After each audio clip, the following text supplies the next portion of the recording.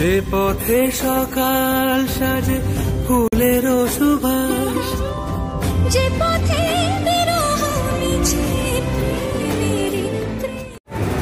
নমস্কার বন্ধুগণ, লাস্ট ভিডিওতে আপনাদের সামনে উপস্থাপন করেছিলাম চন্দননগরের সবথেকে বড় মাতৃপ্রতিমা অর্থাৎ রানীমার ভক্তদের কাঁধে চেপে লরিতে ওঠার ভিডিও।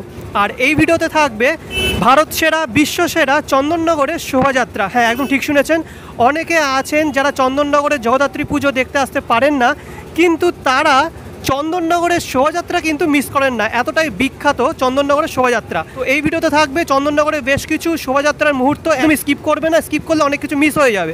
তো চলুন শুরু করা যাক। কিন্তু শুরু করার আগে যারা আমাকে চেনেন না, আমি হলাম আপনাদের নীল, আর আপনারা দেখছেন আমার চ্যানেল উইশবাকে। চলুন শুরু করা যাক।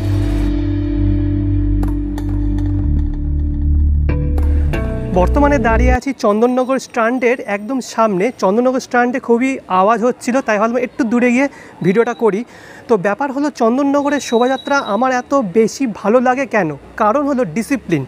চন্দননগরের শোভাযাত্রা স্ট্রিক্ট ডিসিপ্লিন মেনেই কিন্তু উদযাপন করা হয়। যে কটা পুজো কমিটি আছে, প্রত্যেকটা পুজো কমিটি কিন্তু 6টার সময় টাইম দেওয়া থাকে বেরোনোর, আর একটা ধারাবাহিকতা বা একটা লাইন করে প্রত্যেকটা পুজো কমিটি তাদের প্রসেশনটা বের করেন। প্রত্যেকটা পুজো কমিটিকে বলে দেওয়া হয় যে 4টের বেশি বা 3টের বেশি ট্যাবলো তারা বের করতে পারবেন না। তো এই সব কারণের জন্যই কিন্তু আমার এত ভালো লাগে। আরও অনেক কিছু আছে, ভিডিওটা যত এগোবে ততই আপনাদের সব কিছু দেখিয়ে দেবো এবং জানিয়ে দেবো। চলুন, এটা হলো চন্দননগর স্ট্যান্ড। এবার চন্দননগর স্ট্যান্ড নাকি চন্দননগর স্ট্যান্ড, এই উচ্চারণটা হয়তো আমি সঠিক করছি না। যারা চন্দননগর থেকে দেখছেন তারা অবশ্যই কমেন্ট করে জানাবেন আসলে উচ্চারণটা কী। আমি ক্ষমা প্রার্থী আমি সঠিক উচ্চারণটা না করার জন্য। তো যেটা দেখছেন পাশে, এখানে কিন্তু প্রচুর দর্শনার্থীরা বসে আছেন প্রসেশন দেখবেন বলে।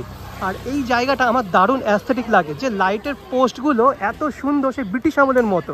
চন্দননগর যেহেতু একটা ঐতিহাসিক জায়গা, তো এরকম দৃশ্য আপনার চোখে পড়বেই। ঠিক আছে, দারুণ লাগে এই জায়গাটা। তো চলুন একটু সামনের দিকে এগিয়ে যাই।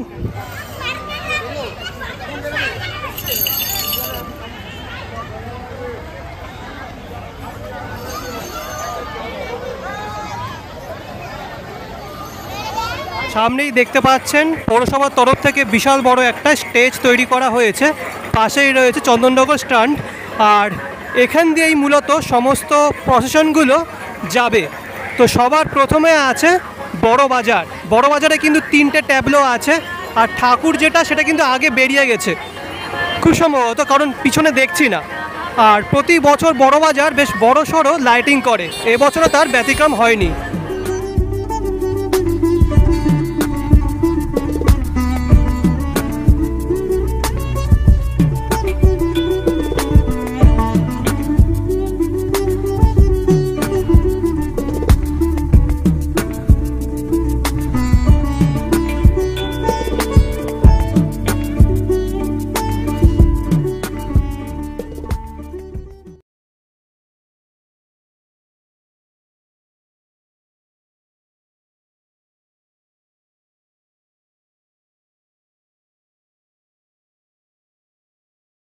বড় বাজারের যে মাতৃপ্রতিমা সেটি কিন্তু ট্যাবলোর পিছনে রয়েছে। আমি একটু ভুল বললাম যে মাতৃপ্রতিমা চলে গেছে, বাট না, পিছনেই আছে। চলুন দর্শন করে দিচ্ছি।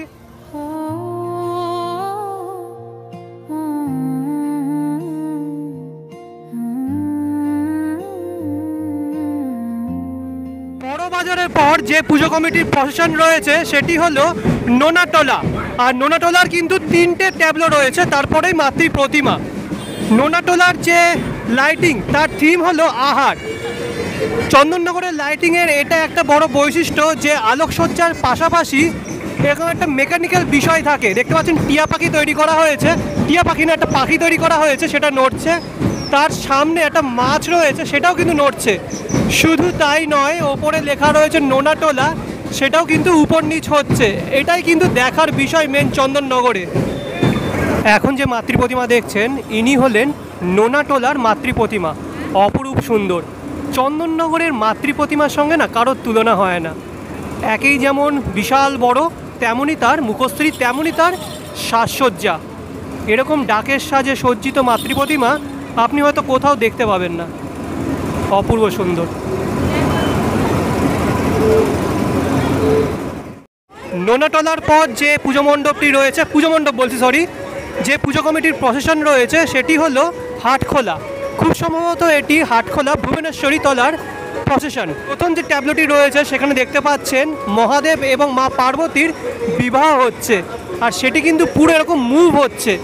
তো যেমনটা বলেছিলাম যে এরকম দৃশ্য আপনি শুধুমাত্র চন্দননগরেই দেখতে পাবেন। দুর্ধর্ষ, সামনে এরকম একটা বোর্ড রয়েছে লাইটের, আর উপরে বিবাহ হচ্ছে। হাটখোলা ভুবনেশ্বরী তলার পরের যে ট্যাবলোটি রয়েছে সেটি কিন্তু আরও সুন্দর। সেখানে বিরাজ করছেন শ্রী শ্রী রাধাকৃষ্ণ, দোলনায় এরকম দুলছেন তারা, আর গোটা বিষয়টা লাইটে মুড়ে ফেলা হয়েছে। অপূর্ব লাগলো, অপূর্ব। দেখুন,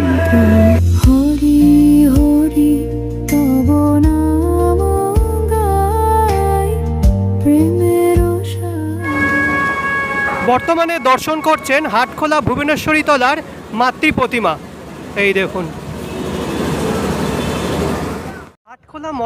হাটখোলা ভুবনেশ্বরী তলার পরে এবার রয়েছে হাটখোলা মনসাতলার প্রসেশন।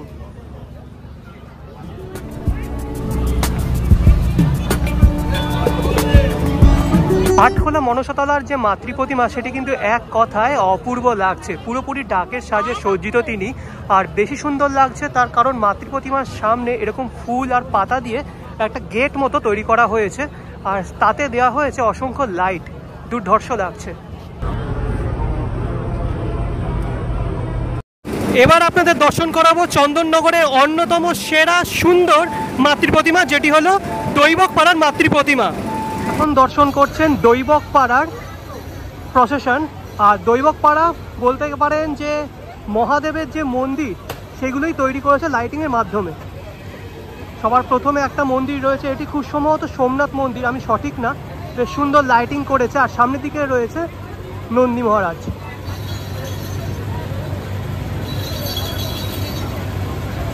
দৈবক পাড়ার দ্বিতীয় যে ট্যাবলো আছে সেখানে তৈরি করা হয়েছে কেদারনাথ মন্দির। দুর্ধর্ষ লাগছে, খুব সুন্দর আলোর কাজ। হ্যাঁ, আলোর কাজ মানেই হলো চন্দননগর। দেখুন কতগুলো বর্ণের লাইট রয়েছে, একবার দেখুন।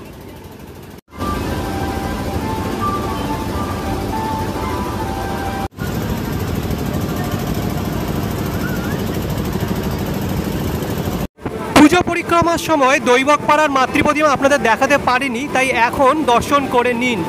অপূর্ব সুন্দর। প্রতি বছর কিন্তু মাতৃ প্রতিমায় একটা বড় চমক রাখে, এবছরও তার ব্যতিক্রম হয়নি। অপূর্ব সাজসজ্জায় তিনি সজ্জিত, লাল রঙের একটি বেনারসি তিনি পরে আছেন, আর তাকিয়ে আছেন তার সামনে থাকা বেশহাটার লাইটিংয়ের দিকে। এটি হলো বেশহাটার লাইটিং।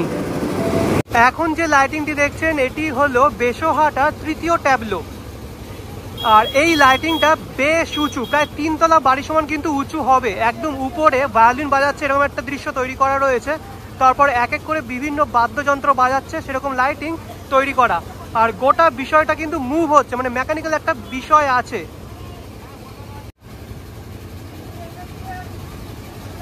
মানে দর্শন করছেন বেশহাটার মাতৃ প্রতিমা। চন্দননগরের যত উচ্চতম মাতৃ প্রতিমা আছে তার মধ্যে অন্যতম হলেন বেশহাটার মাতৃ প্রতিমা। আর এই মাতৃ প্রতিমার সামনেও বেশ সুন্দর একটা এরকম আলোর গেট করা হয়েছে, তার আলোয় মায়ের মুখটা দেখুন একবার, কত সুন্দর লাগছে।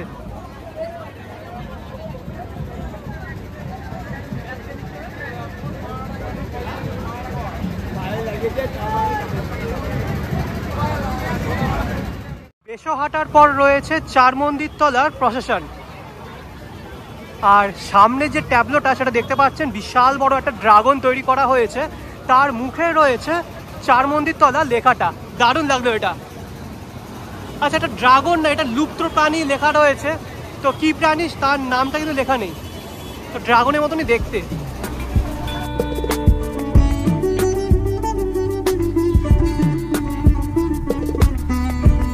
তারপরে রয়েছে কিংকং এর মতন একটা লাইটিং, দেহটা নীল রঙের আর মুখের ভিতরটা লাল বর্ণের। ও না, কিংকং না, এটা একটা ভল্লুক,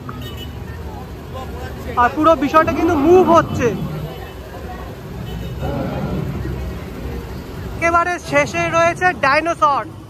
ডাইনোসর সবুজ আর হলুদ বর্ণের আলো দিয়ে মোড়া, আর প্রত্যেকটা এরকম লাইটিং নিচে এরকম বাড়ি মতন তৈরি করা আছে।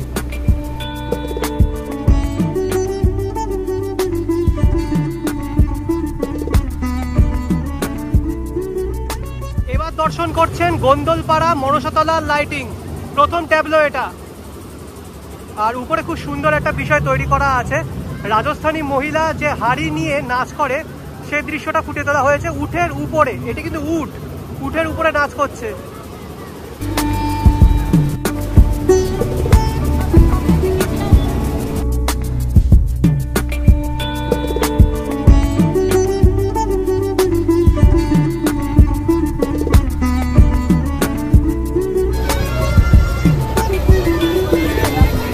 যতই এগোবো সামনের দিকে ততই কিন্তু এরকম প্রচুর লাইটিং আপনার চোখে পড়বে।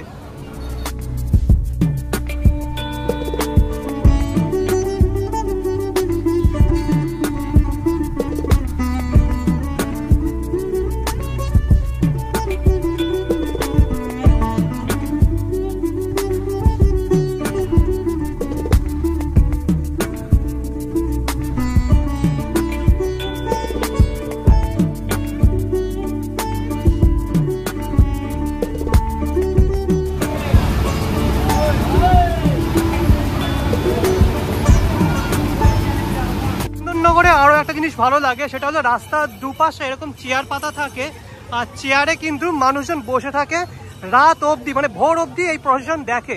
আর এই চেয়ার ভাড়া পাওয়া যায়, এই যে 10 থেকে 15 টাকা বা ঘন্টা হিসাবে ভাড়া নেয় এই চেয়ারে।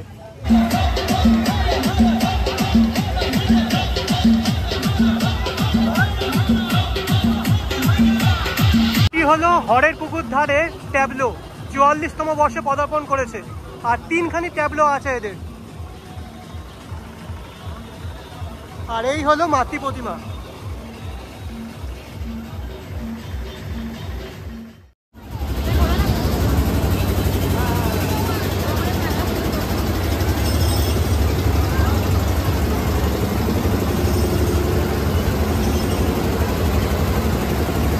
দাঁড়িয়ে আছি জিটি রোডের উপর জ্যোতির মোড়ে। ডান দিকে কিছু প্রসেশন আছে, বাদিকে কিছু আছে। ডান দিক থেকে আগে শুরু করব। সবার প্রথমে যে লাইটিং দেখছেন বা ট্যাবলো দেখছেন, এটি হলো গোপালবাগ পুজো কমিটির লাইটিং। একটা সিংহ এরকম ড্রাম বাজাচ্ছে।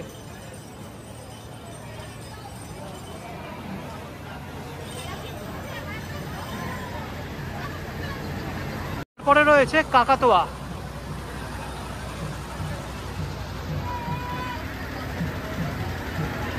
তারপরে রয়েছে ইঁদুর, আর ইঁদুর কিন্তু গিটার বাজাচ্ছে এখানে।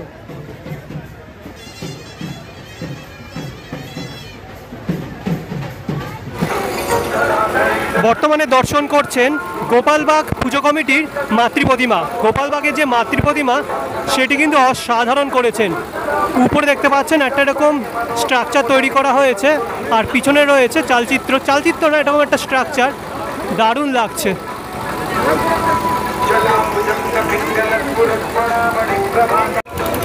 তারপরে রয়েছে মানকুণ্ডুর ট্যাবলো, আর তৈরি করা হয়েছে মহাদেবের তাণ্ডব নৃত্য।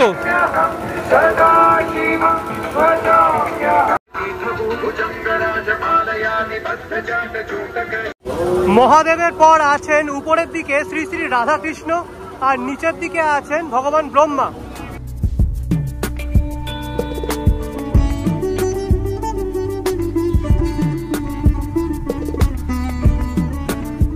যে লাইটিং দেখছেন এটি হলো বিনয় বাদল দীনেশ সংঘের ট্যাবলো।